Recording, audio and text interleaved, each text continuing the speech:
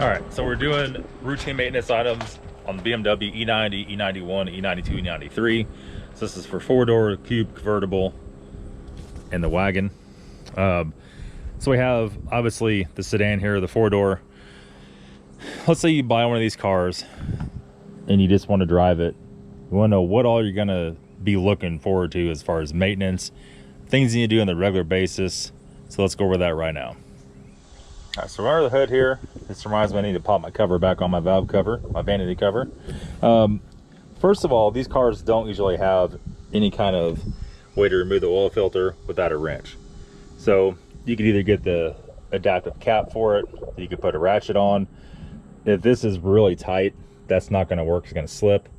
A lot of times I'll use is the plier type oil filter wrench you can buy anywhere, $6–7. That works really good.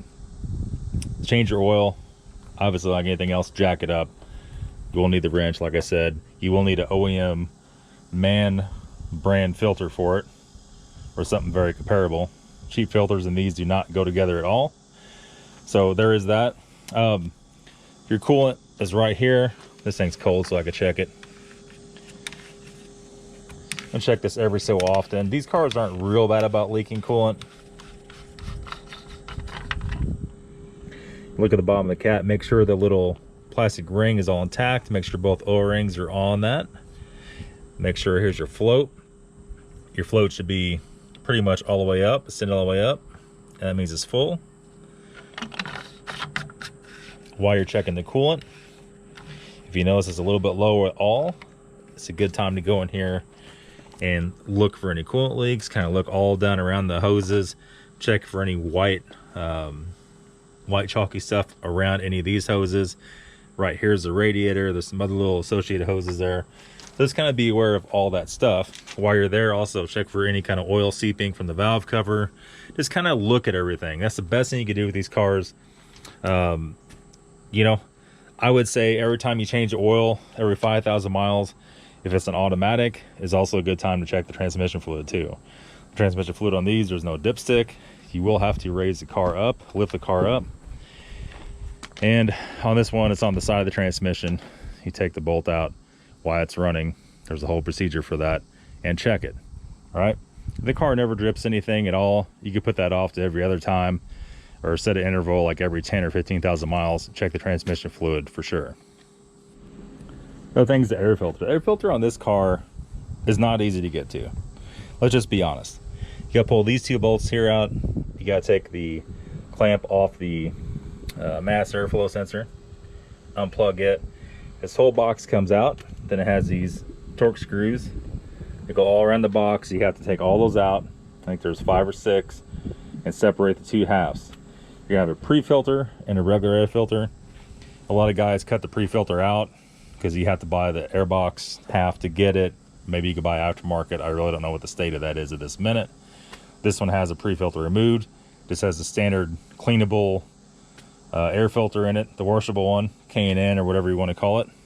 So there is that. Other than that, under the hood, you absolutely want to check your, I'll get all dirty by doing that. Definitely want to check your power steering fluid. And this takes CHF, does not take transmission fluid like a lot of the older cars. You can buy CHF off Amazon or eBay or whatever parts store you want. I'll put a link off Amazon in the description. And a lot of times, if you notice a lot of leaking around the cap on this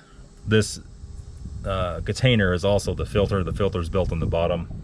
A lot of times you could actually get the whole new reservoir bottle and fluid. So when you change the fluid, you can change the reservoir at the same time.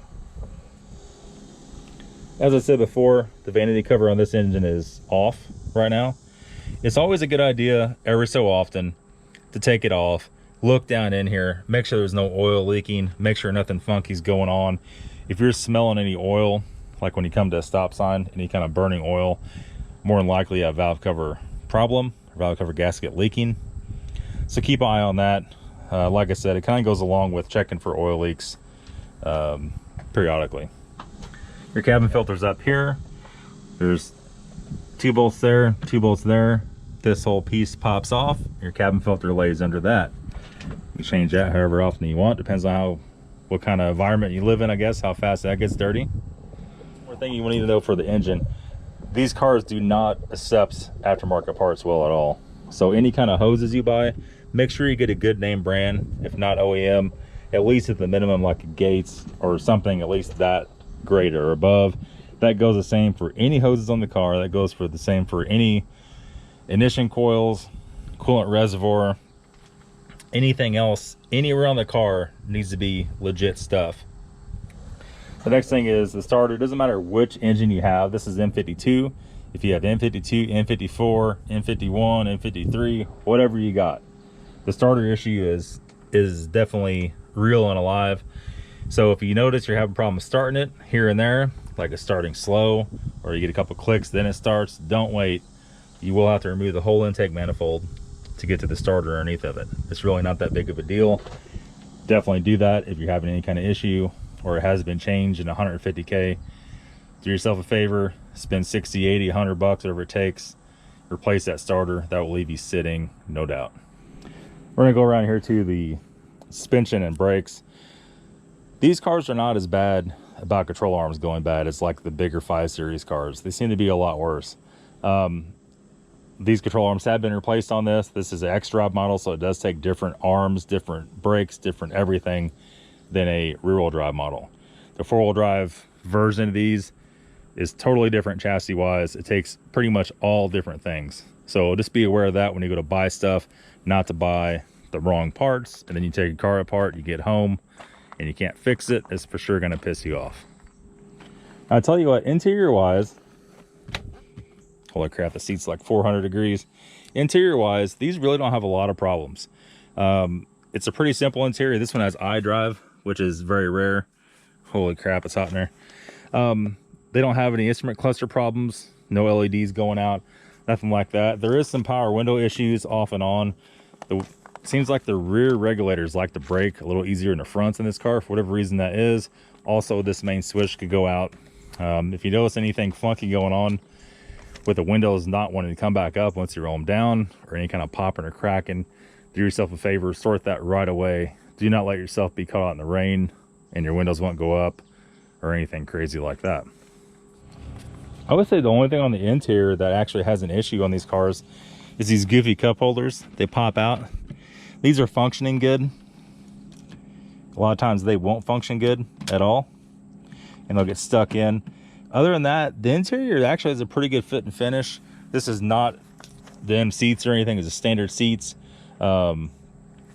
Everything including the headliner, all that stuff seems like it holds up pretty good in these cars. Definitely a lot better in some other models. The trunk space, if you're lucky enough to get the fold down seats, there's our engine cover. Yeah, little levers up here you can pull, fold that down. You get something about 6 foot long in the car, because then you can then push it through. But be aware, not all these cars have that option of fold down seats. Your battery lies back here. Just some general information for you. Your battery's right here. Your IBS sensor is on the negative cable. There's a few other things, assorted things you get to from the rear. Not really too big of a deal. Here's your handle in case you lock yourself in the trunk. Anything weird like that. Overall, it's a pretty simple car to operate. There we go. Now, what you're gonna notice on these cars, that's actually kind of broken. Kind of broken, but not really. These cars like an M5, like your M5 is. There's no spare tire. So these came with run flats in the factory.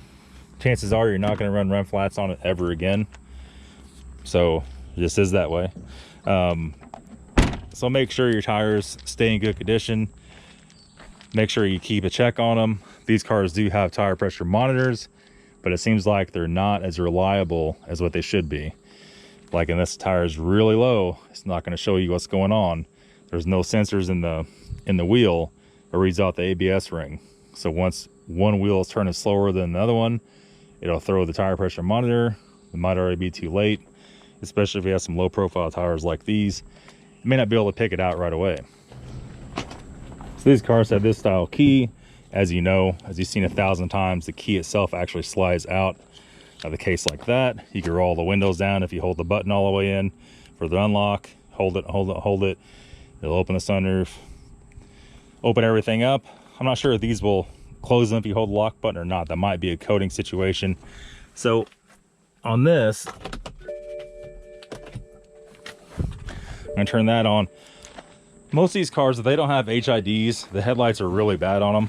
This car does not have HIDs. It just has regular halogen lights. We've upgraded them a little bit. They're a little better than what they were, but it still feels like you have cataracts when you're driving at nighttime. Just like anything else with halogen lights. This one, of course, is missing the wiper squirters. The little covers off of them. The bumper's been replaced, and there's many different bumpers for this thing, and most of those different bumpers take different covers for the squirters, and they seem to be impossible to find. One thing I came across recently, the windshield wipers for this car are like a lot of the BMWs. They have a very strange setup how they bolt on. So they're not available just anywhere, and if they are, they're very expensive. So if you need wipers, plan ahead and make sure you order them online ahead of time. I think I got caught out in the rain with this car because I never drive it, and one of the wipers, the driver's side wiper, came off. I think it was $36 or $38 for the one wiper at AutoZone. But you know, to be honest, I was out in the rainstorm, and what was I gonna do? I couldn't drive home. The wiper blade totally just kind of unraveled and came off. So it is what it is. I mean, if you plan ahead just a little bit, you know, even the old cars like E39s are like that too. They have a real funky setup how they mount on. I think even the M5's like that. Yep, M5's like that too. They're all different, like not one's the same, right? So be aware of that. Also, these cars all have electric water pumps. Electric water pumps, pretty expensive option. If you're gonna buy one with 100 or over 100,000 miles on it, make sure you got some paperwork showing that that's been done. That's going to wreck your checking account if that hasn't been done. My cost on that, finding a good deal right now, is about $330 for the water pump and thermostat. It's not an easy deal to put it on. A lot of shops aren't going to mess with that, so be aware of all that. The going rate on the E90s right now, I would say 3 to 4 grand. A really nice 2010, 2011 335i go as much as 10. All the convertibles bring more. You know, different variants bring more or less, but that's my findings on it. Also, the valve cover, there again, if the car is right at 100,000 miles, chances are, if you're buying one of these, it's going to have close to 100,000 miles. There's a reason for that. When people sell them without mileage, that's when they need everything, right? That's when they're driving the car, they have a little problem, take it to the shop, and the shop's like, oh man, this thing's going to be needing a lot of work coming up. It's due for all the maintenance, it's due for everything. So don't go pay the full price for one of these cars that needs everything. And that's kind of the moral of this video. There's literally 1,000 more things in that car that go wrong, but we want to keep this under 4 hours long. So that's going to be it, guys. Hopefully these few things help just for some daily driven tips and maintenance. That's going to be it. Thanks for watching. Have a good day.